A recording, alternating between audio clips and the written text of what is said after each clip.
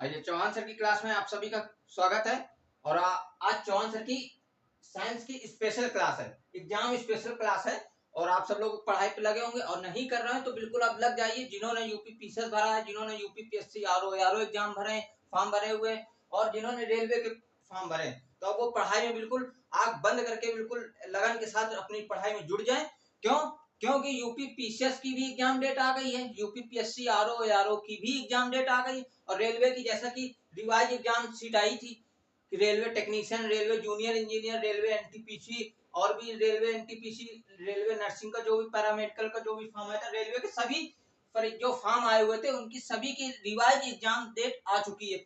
UPPCS की भी आ चुकी है, आरओ की भी एग्जाम सीट आ चुकी है, और ये सारे एग्जाम आपके दिसंबर के मंथ में है। तो आप समझिए दिसंबर के महीने में है, और स्टार्टिंग दिसंबर, जैसा कि यूपीपीसीएस का 7 और 8 दिसंबर को एग्जाम शेड्यूल दे रखा है, तो स्टार्टिंग दिसंबर से आपको परीक्षा आपको मिलनी है, परीक्षाओं का सामना करना है, और अपने आप को इस कदर तैयार करिए कि इस बार आपको एग्जाम को, चाहे वो रेलवे का हो, चाहे किसी स्टेट पीसीएस का हो, या यूपी पीसीएस आरओ हो, आपको क्रैक करना है। और उसी एग्जाम को मद्देनजर रखते हुए आज की मोस्ट इंपॉर्टेंट पॉइंट को डिस्कस करेंगे, जो कि सभी एग्जाम के लिए, पर्टिकुलर एक एग्जाम के लिए नहीं, सभी एग्जाम के लिए फोकस है। इसमें सही जो पॉइंट है ये एग्जाम स्पेशल पॉइंट है। आप समझिए हाइड्रोजन से संबंधित पॉइंट होंगे और एग्जाम स्पेशल, कोई कुछ पॉइंट, कोई लाइन, कोई पॉइंट आपका, कोई तथ्य आपका एसएससी एग्जाम में पूछा गया, रेलवे के एग्जाम में पूछा गया, एक दो पॉइंट आपके पीसीएस एग्जाम में पूछे गए, कुछ यूपी पीसीएस में पूछा गया, कोई झारखंड पीसीएस में पूछा गया, कोई पॉइंट एमपी पीसीएस में पूछा गया। तो और कुछ जैसे ये पॉइंट, एक दो पॉइंट आपके रेलवे में भी पूछे गए।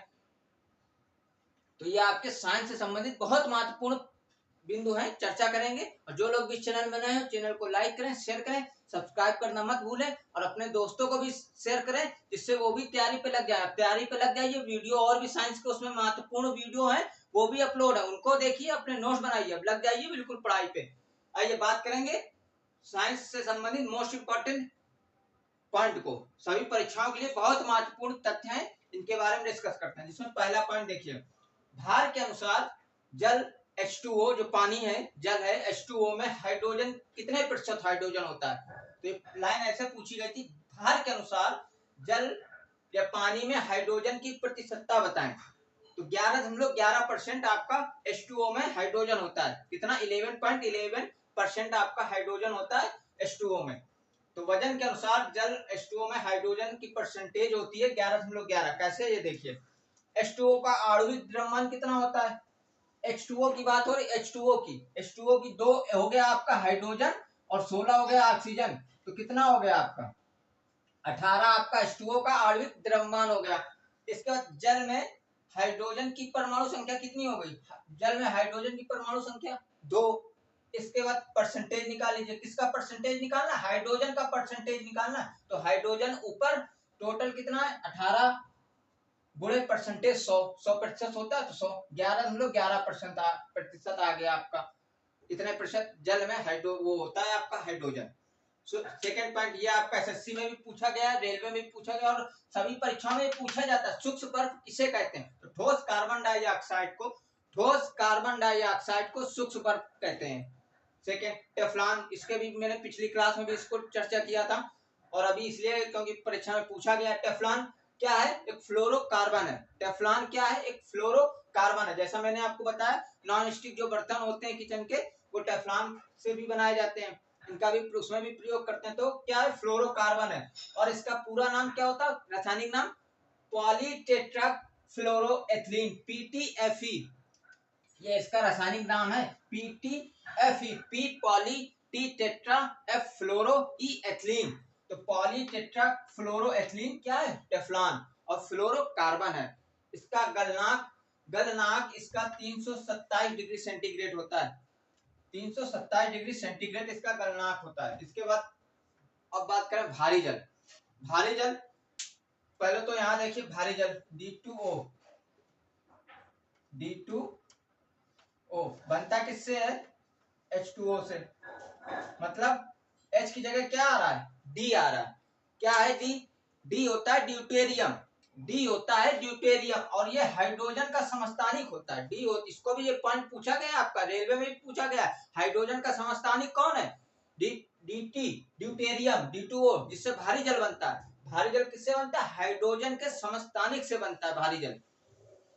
क्या है और प्रश्न पूछा गया है कि आइसोटोप, हाइड्रोजन का आइसोटोप, हाइड्रोजन का इसी को आइसोटोप भी कहते हैं। आइसोटोप, हाइड्रोजन का आइसोटोप भारी जल में क्या होता है? आइसोटोप D2, ड्यूटेरियम को आइसोटोप।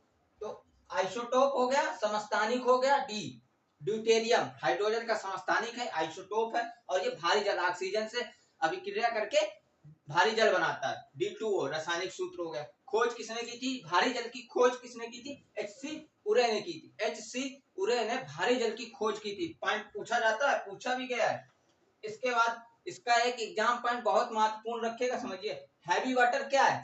हैवी वाटर में क्या होता है? तो हैवी वाटर में, भारी जल में लिखा होगा हैवी वाटर या भारी जल, तो उसमें हाइड्रोजन के स्थान पे ड्यूटेरियम का प्रयोग करते हैं। हैवी वाटर में, भारी जल में हाइड्रोजन के स्थान पे ड्यूटेरियम का प्रयोग करते हैं। क्यों करते हैं? क्योंकि हाइड्रोजन की जो समस्थानिक होता है ड्यूटेरियम, वो ऑक्सीजन से क्रिया करके भारी जल का निर्माण करता है। आइसोटोप, हाइड्रोजन की जगह उसका आइसोटोप प्रयोग करते हैं। आइसोटोप उसकी जगह ले लेता है, हाइड्रोजन की जगह आइसोटोप आ जाता है। इसके बाद इस D2O का प्रयोग कहाँ करते हैं और कहाँ नहीं करते हैं?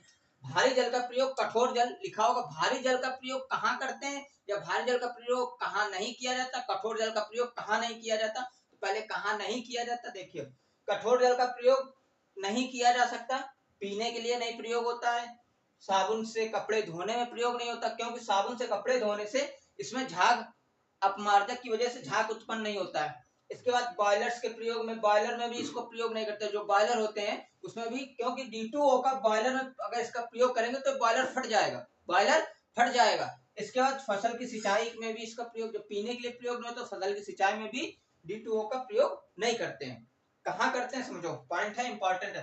भारी जल का प्रयोग परमाणु संयंत्र में एक मंदक और शीतलक के रूप में प्रयोग करते हैं। मंदक और शीतलक के रूप में भारी जल का प्रयोग करते हैं। किसमें करते हैं? परमाणु संयंत्र में, परमाणु ऊर्जा संयंत्र में, परमाणु ऊर्जा संयंत्र में भारी जल का प्रयोग मंदक और शीतलक के रूप में, मंदक और मॉडरेट और कूलेंट के रूप में, मंदक और शीतलक के रूप में प्रयोग करते हैं। दोनों रूपों में इसका प्रयोग किया जाता है।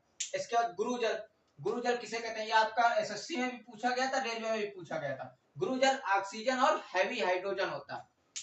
गुरुजल ऑक्सीजन और हैवी हाइड्रोजन होता है। नेक्स्ट, पानी की स्थायी कठोरता के लिए उत्तरदायी, एसएससी का क्वेश्चन था, पानी की स्थायी कठोरता के लिए उत्तरदायी कैल्शियम व मैग्नीशियम के क्लोराइड और सल्फेट, कैल्शियम व मैग्नीशियम के क्लोराइड व सल्फेट। इसके बाद समुद्री जल को शुद्ध जल से किस प्रक्रिया से बदला जाता है? समुद्री जल की बात हो रही, समुद्री जल को शुद्ध जल में किस मेथड से, किस विधि से उसको शुद्ध जल बनाते हैं उसका?